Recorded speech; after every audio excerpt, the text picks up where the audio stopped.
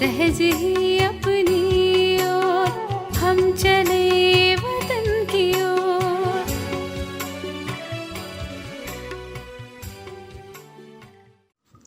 ஓம் சாந்தி 30-11-1970 அவ்யக்த பாப்தாதா மதுபன்.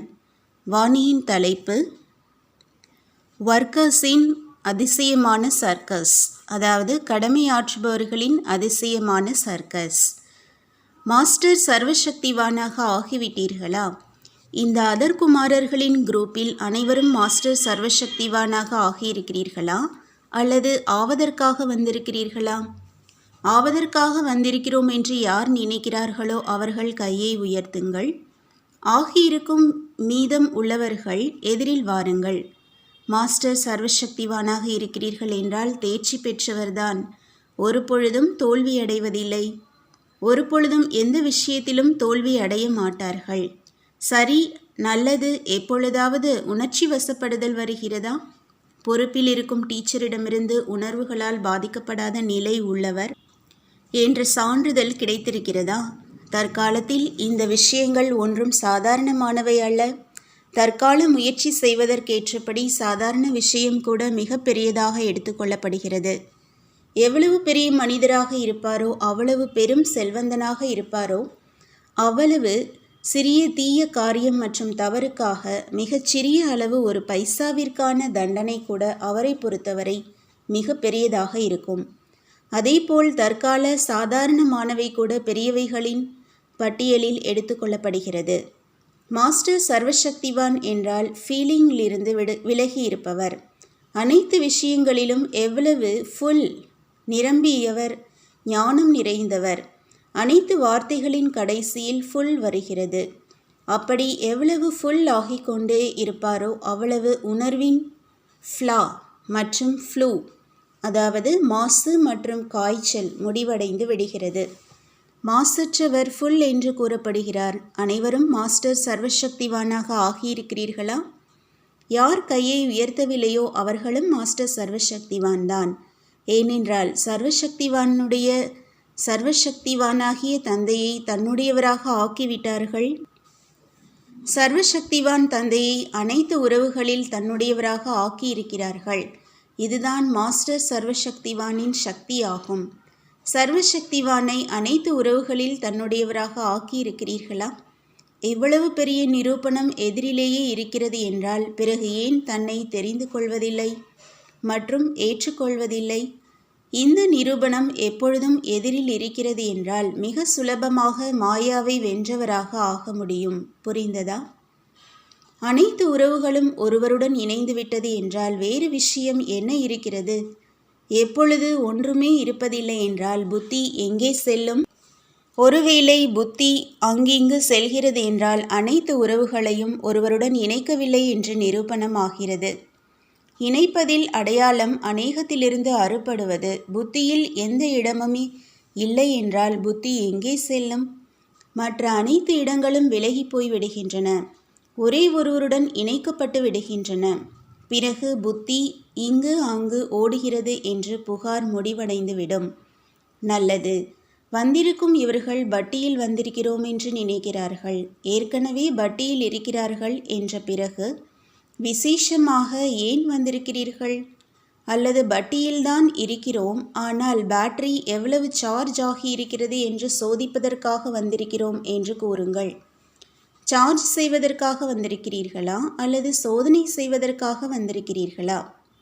இவர்கள் அனைவரும் மதிப்புள்ள சேவைக்கு தகுதியான வர்க்கர்ஸ், அதாவது கடமையாற்றுபவர்களுடைய குரூப் ஆகும்.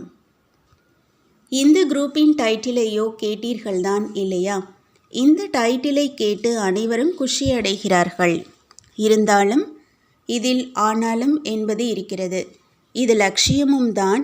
இந்த லட்சியத்தில் வருங்காலத்திற்காக பட்டியில் சமமாக செல்வோம் என்று கூறுகிறார்கள். வர்க்கர்ஸ் குரூப் தான். ஆனால் வர்க்கர்ஸுக்கு பதிலாக எப்பொழுதாவது என்ன செய்து விடுகிறீர்கள் என்று தெரியுமா? சில நேரம் மிக விசித்திரமான சர்க்கஸ் செய்கிறார்கள். எப்படி சர்க்கஸின் விதவிதமான வித்தைகளை காண்பிக்கிறார்களோ அதேபோல் இவர்களும் அவரவர்களின் சர்க்கஸை காண்பிக்கிறார்கள். அந்த சர்க்கஸில் என்னென்ன செய்கிறார்களோ அவை பார்ப்பதற்கு தகுதியானவைகளாக இருக்கும். சில நேரம் வர்க்கர்ஸ் தன்னுடைய பயங்கரமான ரூபத்தையும் காண்பித்து விடுகிறார்கள். தன்னுடைய குறைகள் மேல் பயங்கரமான ரூபத்தை தாரணை செய்வதற்கு பதிலாக மற்றவர்கள் மேல் பயங்கர ரூபத்தின் சர்க்கஸை காண்பிக்கிறார்கள். இன்னும் ஒரு சர்க்கஸ் கூட சில நேரங்களில் வீணான எண்ணங்களின் ஊஞ்சலில் ஆடுவதையும் காண்பிக்கிறார்கள். உண்மையிலேயே அதீந்திரிய சுகம் என்ற ஊஞ்சலில் ஆட வேண்டும். ஆனால் வீணான எண்ணங்களின் ஊஞ்சலில் ஆடுகிறார்கள். மூன்றாவது சர்க்கஸாக எதை காண்பிக்கிறார்கள்? நிலையை மாற்றும் சர்க்கஸை காண்பிக்கிறார்கள். ரூபம் மற்றும் நிலை மாற்றுவதற்கான பங்கை அதிகமானவர்கள் காண்பிக்கிறார்கள். இவ்வாறான சர்க்கஸ் நடப்பதை பாப்தாதா வதனத்தில் அமர்ந்து கொண்டு பார்க்கின்றார். முயற்சியில் ஈடுபட்டு கொண்டிருப்பவர்கள் மிக நல்லவர்கள்தான்.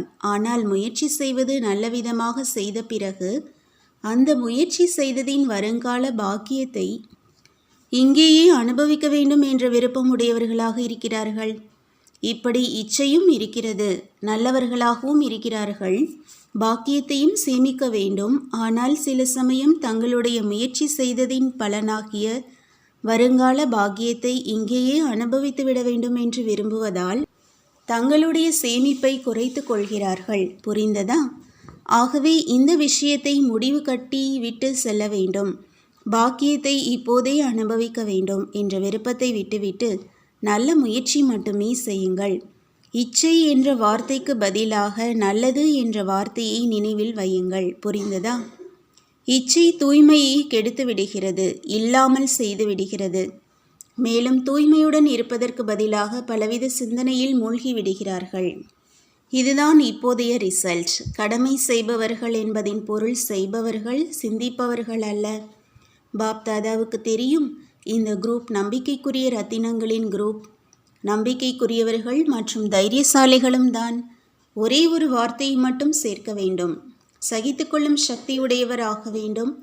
பிறகு நம்பிக்கைக்கு பாத்திரமுள்ள மூர்த்திகளாக இருக்கிறீர்கள். இதில் ஒரு வார்த்தையை சேர்த்து கொள்வதன் மூலமாக வெற்றி மூர்த்திகளாக ஆகிவிடுவீர்கள். சம்பூர்ண நிலையை நெருங்கிக் கொண்டிருக்கிறீர்கள் என்பதன் அடையாளம் வெற்றி. எவ்வளவுக்கெவ்வளவு வெற்றி அடைந்து கொண்டே இருப்பீர்களோ அவ்வளவு சம்பூர்ண நிலையை நெருங்கிவிட்டீர்கள் என்று புரிந்து கொள்ளுங்கள். இந்த குரூப் வெற்றி மூர்த்திகள் ஆவதற்கு என்ன ஸ்லோகன் நினைவில் வைத்துக் கொள்வீர்கள்? ஸ்லோகன் இதுதான்: தூய்மைதான் சங்கமயுகத்தின் செழுமையாகும். தூய்மைதான் சங்கமயுகத்தின் நல்ல அதிர்ஷ்டம். இதுதான் ஸ்லோகன். தூய்மை என்பது மிக விஸ்தாரமானது. தூய்மை என்றால் என்ன? மேலும் எந்த யுக்தி மூலமாக தாரணையில் கொண்டு வரலாம் என்பது பற்றி இந்த தலைப்பில் டீச்சர்ஸ் வகுப்பு நடத்துவார்கள். பாப்தாதா தலைப்பை மட்டும் தருகின்றார். தூய்மையின் விளக்கத்தை புரிய வைக்க வேண்டும். சம்பூர்ண தூய்மை என்று எதை கூற முடியும்? தூய்மைதான் வளமை. இதுதான் இந்த குரூப்பினுடைய சிரேஷ்டமான ஸ்லோகன். பட்டி முடிவடையும் தருணத்தில் சம்பூர்ண நிலையின் பரீட்சை இருக்கும். கேள்வித்தாள் எப்படி இருக்கும் என்பதை பற்றி முன்கூட்டியே கூறிவிடுகிறோம். பிறகு இதில் வெற்றியடைவது சுலபம்தானே? சம்பூர்ண நிலை என்றால் என்ன? இதில் முக்கியமாக 4 விஷயங்களில் பரீட்சிக்கப்படுவீர்கள்.